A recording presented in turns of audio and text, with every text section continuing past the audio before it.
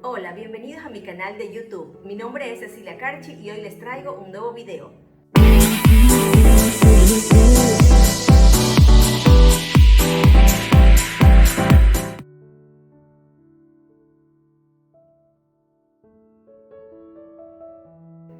Bien, ¿te has preguntado tú qué significa esto de la estructura gramatical? ¿Siempre que escribes tienes dificultades para ordenar la frase? No es algo raro, nos sucede a todos. En algún momento de nuestras vidas tenemos dificultad para escribir. Y para ello, ¿qué mejor que escribir siguiendo las normas gramaticales? Es decir, siguiendo la estructura de una oración. Pero ¿qué implica esto de la estructura de una oración? Implica conocer las reglas de la gramática tradicional y ver cuáles son los elementos que integran una oración, las partes que integran una oración. Entonces, vamos al grano. ¿Cuáles son esas partes que integran la oración gramatical? ¿Sí? En primer lugar tenemos el artículo o determinante. Hay algunos autores que lo conocen con el nombre de artículo. Hay artículos determinados e indeterminados, como ustedes conocen, o por lo menos como recuerdan de la etapa del colegio, de la escuela, ¿verdad? Determinados, el, la, los, las, indeterminados, un, uno, unas, unas. ¿Por qué se llaman determinados los unos y por qué se llaman indeterminados los otros? Se llaman determinados porque están indicando algo. Por ejemplo, si yo digo el lápiz, me estoy refiriendo a ese lápiz en particular. Si yo digo un lápiz, no sé a qué lápiz yo me refiero, ¿verdad? Puede ser uno que cayó por ahí, por ejemplo, ¿no? Y así. En segundo lugar tenemos el núcleo del sujeto. ¿Por qué se llama núcleo del sujeto? Pensemos en la palabra núcleo.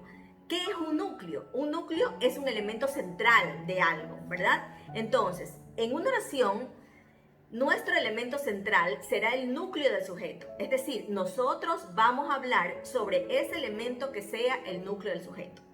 Un núcleo del sujeto siempre es un sustantivo, ¿verdad? Un sustantivo del cual uno va a hablar en la oración. Puede ser un sustantivo propio o puede ser un sustantivo abstracto, un sustantivo genérico, por ejemplo, ¿no? Por ejemplo, si yo digo, Cecilia está jugando en el parque. ¿De quién voy a hablar yo en la oración? De Cecilia. ¿Y qué es lo que voy a decir de ella? Que está jugando en el parque. Entonces, siempre que hablemos de algo o de alguien en una oración, ese algo o alguien de una oración será el sujeto. Y específicamente el núcleo del sujeto. Entonces, vamos al grano. ¿Cuáles son esas partes que integran la oración gramatical? ¿Sí? En primer lugar tenemos el artículo o determinante. Hay algunos autores que lo conocen con el nombre de artículo. Hay artículos determinados e indeterminados, como ustedes conocen, o por lo menos como recuerdan de la etapa del colegio, de la escuela, ¿verdad? Determinados, el, la, los, las, indeterminados, un, uno, unas, unas. ¿Por qué se llaman determinados los unos y por qué se llaman indeterminados los otros? Se llaman determinados porque están indicando algo. Por ejemplo, si yo digo el lápiz, me estoy refiriendo a ese lápiz en particular. Si yo digo un lápiz, no sé a qué lápiz yo me refiero, ¿verdad? Puede ser uno que cayó por ahí, por ejemplo, ¿no? Y así. En segundo lugar tenemos el núcleo del sujeto. ¿Por qué se llama núcleo del sujeto? Pensemos en la palabra núcleo. ¿Qué es un núcleo? Un núcleo es un elemento central de algo, ¿verdad? Entonces, en una oración, nuestro elemento central será el núcleo del sujeto. Es decir, nosotros vamos a hablar sobre ese elemento que sea el núcleo del sujeto. Un núcleo del sujeto siempre es un sustantivo, ¿verdad? Un sustantivo del cual uno va a hablar en la oración. Puede ser un sustantivo propio o puede ser un sustantivo abstracto, un sustantivo genérico, por ejemplo, ¿no? Por ejemplo, si yo digo, Cecilia está jugando en el parque. ¿De quién voy a hablar yo en la oración? De Cecilia. ¿Y qué es lo que voy a decir de ella? Que está jugando en el parque. Entonces, siempre que hablemos de algo o de alguien en una oración, ese algo o alguien de una oración será el sujeto. Y específicamente el núcleo del sujeto. El sujeto se compone de varias partes en una oración. Tenemos el modificador directo, el modificador indirecto y la aposición. Son tres los elementos que integran el sujeto, ¿verdad? Entonces vamos a explicar cada uno de ellos. El núcleo de sujeto puede ser un sustantivo o puede ser también un pronombre. Por ejemplo, si yo digo, Cecilia ama los libros, el núcleo del sujeto es Cecilia, ¿verdad? Pero si yo digo, ella ama los libros, yo he reemplazado el nombre de Cecilia por el pronombre ella. Y ella sigue siendo el núcleo del sujeto. Bien, pero para poder identificar el modificador indirecto, necesito primero reconocer cuáles son las preposiciones, es decir, cuál es aquel elemento que me sirve de nexo para unirlo al núcleo. Entonces, recordando un poquito cuáles son las preposiciones, pueden ser a, de, para, de, desde, sin, etcétera, ¿no? Este conjunto, porque son innumerables, hay preposiciones de locación, hay preposiciones de dependencia, hay preposiciones temporales, hay preposiciones locativas, etcétera. Este elemento que me sirve de unión permite unir el modificador indirecto con el núcleo del sujeto. Entonces, regresando a la oración anterior, si yo digo el libro nuevo de Cecilia sería la parte que corresponde al modificador indirecto. Bien, pero la oración no tiene solamente el sujeto, tiene también el predicado. Entonces, como ya hemos revisado todos los elementos que forman parte del sujeto, vamos a ver ahora cuáles son esos elementos que forman parte del predicado.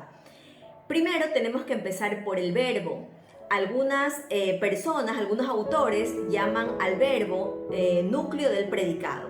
¿Y por qué lo llaman núcleo del predicado? Porque es la parte más importante del predicado. Un verbo, para que pueda formar parte de una oración, tiene que estar conjugado. Es decir, si el verbo está en infinitivo, no es una oración, ¿no? Yo no puedo poner en una oración un verbo en infinitivo y decir, por ejemplo, escribir, soñar, leer. Tiene que estar conjugado y decir, por ejemplo, yo escribo, yo leo, yo pienso, yo analizo, etcétera, etcétera. En segundo lugar tenemos el objeto directo, ¿verdad? ¿Qué es el objeto directo? El objeto directo es aquel elemento que está junto al núcleo del predicado o verbo y responde a la pregunta ¿qué o qué es lo que? Si nosotros decimos, por ejemplo, cientos de mujeres gritan su hartazgo ante las medidas económicas, por ejemplo, entonces vas a preguntar tú al verbo ¿qué es lo que gritan? Y la respuesta a esa pregunta, su hartazgo ante las medidas económicas, será en este caso el objeto directo. Veamos otro ejemplo. Si nosotros decimos California denuncia las restricciones de Trump a los migrantes, vamos a hacer la pregunta al verbo ¿qué es lo que denuncia California? Y la respuesta será las restricciones de Trump, ¿verdad? ¿A quién o para quién? Eso ya no será objeto directo, sino objeto indirecto. ¿Por qué? Porque responde a la pregunta ¿a quién o para quién? Para nosotros poder encontrar el objeto indirecto necesitamos de estas dos preposiciones y hacerle la pregunta a ese elemento de la oración. ¿A quién o para quién? Con estas preposiciones y la respuesta a eso, en el caso de esta oración, California denuncia las restricciones de Trump a los migrantes, la respuesta será a los migrantes. Por tanto, ese será el objeto indirecto. Bien, finalmente vamos con los complementos circunstanciales o circunstanciales, como a algunos les gusta decir. ¿Qué es un complemento circunstancial? Un complemento circunstancial va a ser aquel elemento de la oración que indica la circunstancia en la que se realiza la acción del verbo. Hay complementos circunstanciales de tiempo, de lugar, de modo, de compañía, de afinidad, etcétera, etcétera. Hay más o menos alrededor de unos 8 o 10 complementos circunstanciales. Veamos los siguientes ejemplos. Veamos, si yo digo, por ejemplo, me voy de vacaciones con mi hermana Priscila, el complemento circunstancial será con mi hermana Priscila. ¿Por qué? Porque ese es un complemento circunstancial de compañía que me está indicando a mí con quién yo me iré de vacaciones. Veamos otro ejemplo. Habíamos estudiado en exceso. En este caso, el complemento circunstancial es en exceso. ¿Por qué? Porque indica el modo en que se realizó. No se dijo poco, no se dijo mucho, se dijo en exceso. Entonces, si nos fijamos bien, en los complementos circunstanciales también juega un papel muy importante las preposiciones. Otra vez, tenemos que recordar cuáles son las preposiciones de, con, hasta, para, por, etcétera, etcétera. Entonces busquemos, indaguemos, si no recordamos cuáles son las preposiciones, busquemos el diccionario de la Real Academia o cualquier otro diccionario que esté en la web y empecemos a recordar todas esas preposiciones. Espero que este video te haya sido útil y que lo apliques en la redacción de tus oraciones o cualquier texto que necesites escribir. Nos vemos en el próximo video y si no lo has hecho todavía, suscríbete a mi canal de YouTube y sígueme en mis redes sociales como Escuela Alfabeta. Escuela Alfabeta en Instagram, Escuela Alfabeta en Facebook, Escuela Alfabeta en LinkedIn y en mi página web www.escuelaalfabeta.com. Nos vemos en el próximo video.